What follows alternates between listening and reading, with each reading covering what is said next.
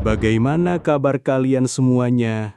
Kembali lagi bersama FLMMV yang akan membawakan sebuah film berjudul The Balkan Line, rilisan tahun 2019. Film ini akan menceritakan tentang seorang mantan pasukan khusus yang harus kembali ke medan perang demi membantu memerdekakan negaranya sendiri. Berlatar di pedalaman hutan Serbia pada tahun 1995, kisah ini berfokus pada regu pasukan khusus Rusia yang hanya terdiri dari 6 personil saja. Ada Satalov sang komandan, Vera si penembak jitu, dan 4 lainnya yaitu Ses, Kiria, Girey, dan Barmin. Mereka sedang menjalankan operasi penyergapan terhadap pemimpin pemberontak Albania bernama Harun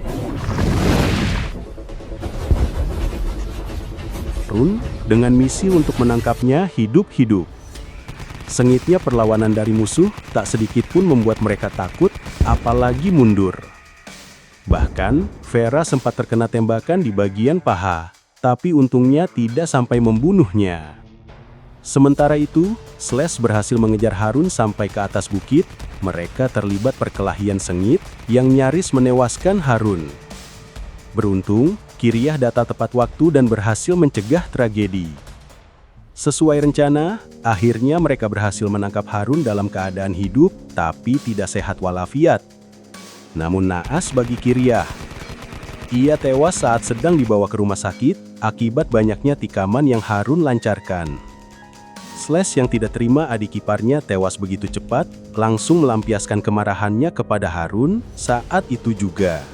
Di tengah ketegangan yang masih berlangsung, atasan mereka, yang bernama Beck, mengaku telah mendapat perintah resmi dari pihak NATO untuk melepaskan si Harun, yang jelas-jelas adalah seorang penjahat berbahaya. Sontak, hal itu membuat Satalov tak habis pikir dengan keputusan sepihak NATO. Daripada dilepaskan dan menimbulkan lebih banyak kekacauan, Satalov langsung menarik dan menjatuhkan si Harun dari helikopter. Akibatnya, Beck dianggap gagal dalam menjalankan tugas dan memimpin anak buahnya. Persidangan militer secara resmi memberhentikan Beck dan Satalov CS dari anggota kemiliteran Rusia. Seorang jenderal bernama Somo sempat memberikan sebuah isyarat bahwa di lingkungannya sebagai petinggi militer sedang terjadi situasi yang tidak baik-baik saja. Sebuah situasi terjejak. 3 tahun setelah tragedi di Bosnia, tepatnya tahun 1998, muncul konflik baru dari pemberontak Albania yang ingin agar negaranya memisahkan diri.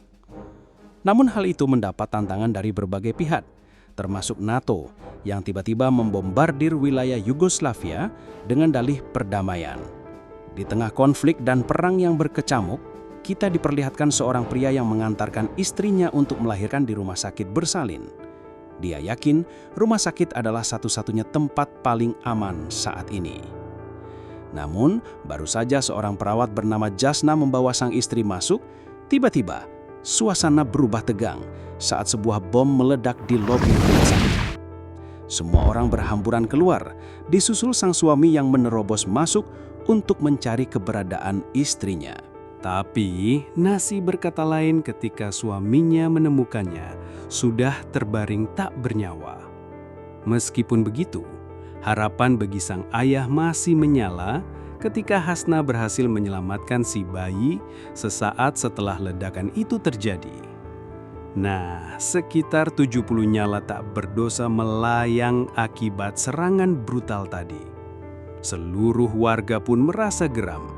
Mereka menuntut pemerintah untuk bertanggung jawab atas tindakan sewenang-wenangnya.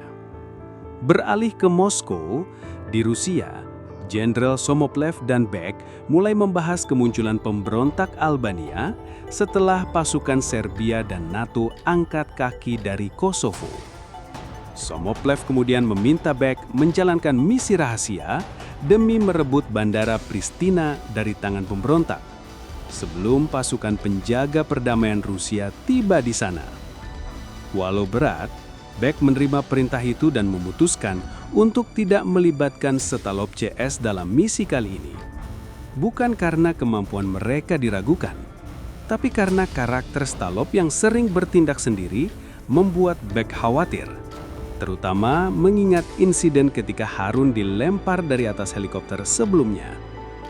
Karena itu, Beck hanya merekrut mantan anggota Stalopnya saja untuk operasi kali ini.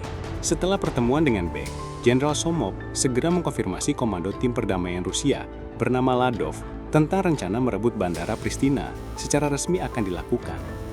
Sementara untuk Beck, ia mulai melacak satu persatu mantan anggota Satalov untuk direkrut ke dalam timnya. Orang pertama yang Beck datangi adalah Sigirei di sebuah bar. Dan terakhir, ada Slash yang memilih bekerja sebagai seorang pembunuh bayaran. Singkat cerita, mereka mengumpulkan timnya di sebuah reruntuhan bangunan dan menegaskan bahwa misi kali ini akan dipimpin oleh Beck sendiri, yang selain akan mendapat bayaran berkali-kali lipat, mereka juga akan dikenal sebagai pahlawan karena telah membawa nama baik negaranya di kancah internasional. Disinilah Satalov sekarang tertahan di Yugoslavia karena terkendala masalah dokumen.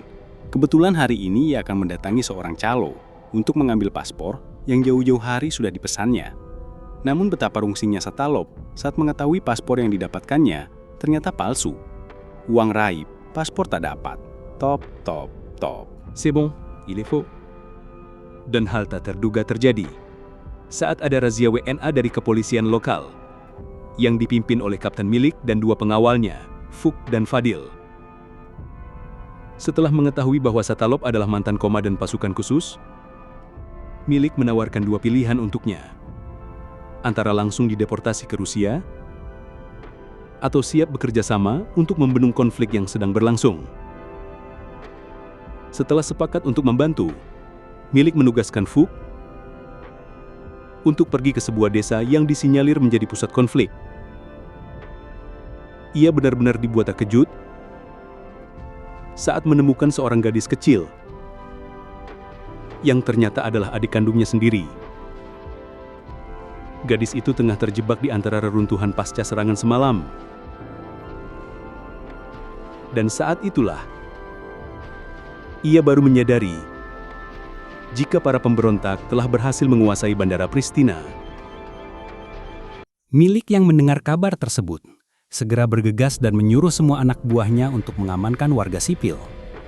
Lalu, menghabisi para pemberontak melalui jalur titik buta yang berseberangan langsung dengan keberadaan target.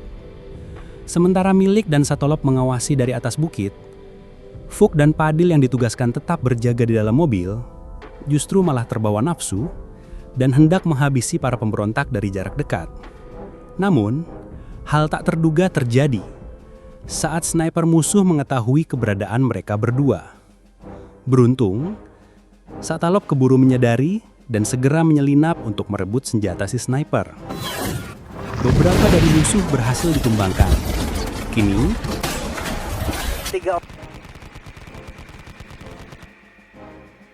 hanya tersisa 3 orang saja. Salah satunya menjadikan penumpang bus sebagai sandera. Namun hal itu sama sekali tidak menyulitkan Satalov. Dengan tenang dan penuh fokus, ia menemukan celah lalu menembak bawah torso si penjahat dengan sangat cepat. Pertempuran pun berakhir. Namun bayangan kematian tetap membekas. Selain satu musuh yang berhasil kabur, ternyata masih ada satu lagi yang tertinggal. Keadaannya parah, ngap-ngapan, gak sempat lari. Sempat mau dihabisi, tapi akhirnya malah dibiarkan hidup. Kondisinya terlalu lemah untuk bertahan. Komandan Milik, sebagai ucapan terima kasih, menyerahkan secari kertas pada Satalov. Itu alamat tempat ia bisa ambil paspor asli yang akan membawanya kembali pulang ke negaranya. Beberapa pekan kemudian, Yasna terlihat mengajukan resign dari pekerjaannya sebagai perawat. Trauma akibat pengemboman masih membekas, membuatnya merasa gak sanggup lanjut kerja. Tapi karena kondisi rumah sakit darurat yang kekurangan tenaga medis, Yasna akhirnya mengalah dengan egonya. Dia kembali bekerja demi menyelamatkan lebih banyak nyawa. Ketika sedang dalam perjalanan pulang, Yasna secara kebetulan satu bis dengan Satalov yang sedang akan kembali ke negaranya. Namun, hal tak terduga terjadi. Bis yang mereka tumpangi tiba-tiba dibajak oleh para pemberontak kejam yang kembali menewaskan warga sipil tak berdosa. Dia bernama Semuk, pemimpin pemberontak Albania yang terkenal angkuh dan kejam sekaligus ketua dari pemberontakan yang saat ini sedang membajak bis Satalov. Para penumpang dipaksa turun dan diperiksa satu persatu demi mencegah adanya orang asing di negara mereka. Nasib apes kembali menimpa Satalov. Smoke mengetahui identitas aslinya yang merupakan seorang komandan perang. Ia pun langsung diamankan saat itu juga. Bukan Smoke namanya jika tidak kejam dan brutal. Ia menghabisi seorang wanita tua dan salah satu keluarga pendeta tak berdosa. Mereka juga menyeret paksa Yasna keluar untuk digadabah di atas mobil pick-up. Namun, Satalov terbangun dari pingsan dan langsung menghabuk mereka sampai tak berdaya. Tapi perkelahian seketika terhenti saat dia melihat puluhan korban yang harus segera dilarikan ke rumah sakit. Daripada ngegugulung pasukan Smoke yang tidak ada habisnya, Satalov memutuskan untuk mengutamakan keselamatan para korban terlebih dahulu.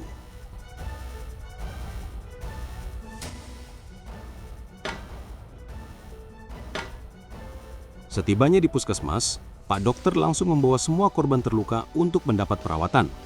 Namun naas bagi sang pendeta yang keburu tewas saat dalam perjalanan. Dokter pun menyuruh Satalov dan Jasna untuk segera mengantarkan mayatnya menggunakan mobil jenazah rumah sakit agar dapat dimakamkan secara layak dan terhormat. Kembali pada Vuk yang tengah memendam trauma berat akibat pembantaian kejam terhadap keluarganya. Ketegangan pun terjadi. Fadil mencoba menahannya saat Vuk hendak menghabisi seorang Albania yang kebetulan lewat. Tanpa sadar, pria itu ternyata adalah salah satu anggota Smoke. Anggota itu sedang menuju komandan milik untuk mencari keberadaan Satalov. Namun karena sang komandan telah berjanji untuk tidak berkompromi dengan mereka, maka inilah yang terjadi. Karena tak mendapatkan informasi berarti, Smoke akhirnya memutuskan pergi ke rumah sakit. Di sana, ia langsung menanyakan keberadaan Satalov kepada sang dokter yang ternyata adalah bagian dari komplotan mereka. Sayangnya, dokter juga tidak tahu pasti. Ia hanya bisa menyuruh asistennya untuk segera memanggil Yasna yang sebelumnya diminta dokter untuk mengantar jenazah bersama Satalov. Mengetahui Yasna kabur bersama Satalov saat insiden di bus, Smoke langsung menculiknya untuk diinterogasi. Dokter terlihat kecewa karena Smoke akhir-akhir ini selalu bertindak seenaknya sendiri, tak menghiraukan perintah, dan dia lupa bahwa Smoke bukan orang yang suka diperintah. Kini Yasna terkurung di hanggar bersama puluhan orang lainnya untuk dijadikan sandera. Meski diinterogasi, dia tetap diam. Tapi Smoke kemudian memainkan nurani Yasna, mengintimidasi korban satu persatu dengan sangat kejam, hingga Yasna akhirnya membuka mulut tentang keberadaan Satalov. Smoke tanpa menunggu waktu lagi, segera bergegas menuju kediaman Satalov, sementara beberapa tentara ditinggal berjaga di Bandara Kristina. Tapi mereka tidak tahu bahwa di atas bukit, ada sniper yang dipersenjatai dan memantau bandara. Sesaat setelah Smoke meninggalkan lokasi, sniper itu mulai melancarkan serangan. Dalam sekejap, Beck dan tim berhasil menguasai Bandara Pristina. Mereka segera menyampaikan kabar itu kepada Letnan Ladov. Segera, Ladov mengirim prajurit terbaiknya menuju sana dan meminta Beck bertahan hingga tank tiba. Sementara Slash dan Gaire masih berjaga di bandara, kita akan dibawa keluar mengikuti Satalov, Fadil, dan Puk yang tengah menyelinan untuk menghabisi Smoke atas kematian jenderal milik mereka. Satalov masuk lebih dulu, namun tak sengaja bertemu dengan Vera, mantan anggota timnya dahulu. Disusul oleh Fadil dan Puk yang langsung berhadapan dengan Slash dan tanpa basa-basi menyerangnya. Namun setelah situasi ditenangkan dan mereka saling mengenali, muncullah Beck yang tampak terkejut atas kehadiran Satalov. Ia menjelaskan bahwa tujuannya adalah membunuh Smoke dan mencari keberadaan Yasna. Tetapi Beck menganggap Satalov dan timnya hanyalah pengganggu yang akan membahayakan misi mereka. Dalam perjalanan, Smoke sempat bertanya tentang kondisi bandara. Tetapi karena tidak mendapat respons dari penjaga, ia mulai curiga dan mengutus anak buahnya yang bernama Amir untuk mengecek situasi sebenarnya di sana. Tak lama, Vera yang telah kembali ke posisinya menyadari kehadiran Amir bersama 3 pasukannya. Ia segera memberi kabar kepada Beck dan menunggu perintah selanjutnya. Namun belum sempat diberi instruksi untuk menembak, Amir sudah lebih dulu menyadari keberadaan Vera dan langsung memerintahkan anak buahnya untuk menyerang. Hingga akhirnya dua musuh berhasil ditumbang. Amir dan rekannya berhasil dipukul mundur oleh Vera. Vera juga sempat tertembak di lengan. Semuanya karena Beck kekurangan regu penembak. Mau tidak mau, dia mengajak Satalov dan dua rekannya untuk bantu misi. Tiba di lokasi, Satalov syok melihat semua sandera tewas dibunuh oleh kepala Smoke. Beruntung, Yasna selamat. Ia bersembunyi di balik meja dan langsung diamankan oleh Satalov. Setelah Yasna menjelaskan kronologi tragedi itu, ia meminta maaf karena membocorkan lokasi Satalov ke Smoke. Tapi Satalov tak terkejut.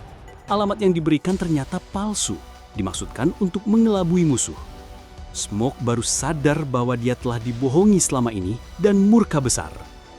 Tak sampai di situ, Smoke semakin marah saat Amir melaporkan bahwa Beck sudah merebut bandara tepat saat mereka mencari Satalov. Smoke kemudian memberi perintah ekstrim. Kerahkan semua pasukan, jangan biarkan satupun orang hidup dari bandara. Di saat yang sama, Beck mendapat konfirmasi dari Jenderal Somoop bahwa pasukan tank sudah dalam perjalanan dan akan tiba esok pagi sekitar Baghdad subuh. Sehingga Beck langsung mengatur posisi anggota tim sesuai tugasnya masing-masing, termasuk menyiapkan moda pertahanan dengan amunisi yang sudah tersedia di sana. Kehadiran Satalov jelas sangat membantu Beck dalam menyusun strategi dan memaksimalkan semua persenjataan yang ada. Sehingga meski dengan keterbatasan jumlah personil, mereka cukup optimis bisa bertahan sampai esok hari. Tak terkecuali Fook dan Fadil yang bisa dengan cepat beradaptasi dengan Beck dan timnya. Termasuk Yasna yang sudah siap menyumbangkan perannya sebagai paramedis. Selesai dengan semua persiapan, muncul Smoke dengan seabergus lokasi bandara. Smoke sengaja membagi pasukan menjadi beberapa tim untuk membuat Beck kehilangan fokusnya. Sementara ia sendiri turun belakangan dan memantau pertempuran dari jarak aman. Dan ya, salah satu pemberontak telah memicu suara yang sengaja dipasang untuk memberi sinyal bahwa musuh sudah mencapai jarak tembak. Sehingga Gire dan Fadil yang berada paling depan langsung melancarkan tembakan pembuka hingga berhasil menumbangkan pasukan gelombang pertama.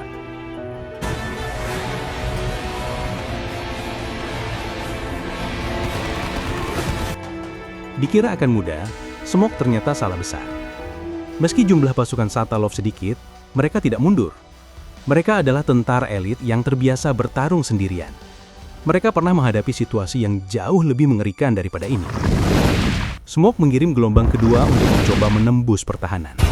Tapi Smoke dan Amir kembali dibuat takjub oleh serangan kejutan dari Beck dan Satalov.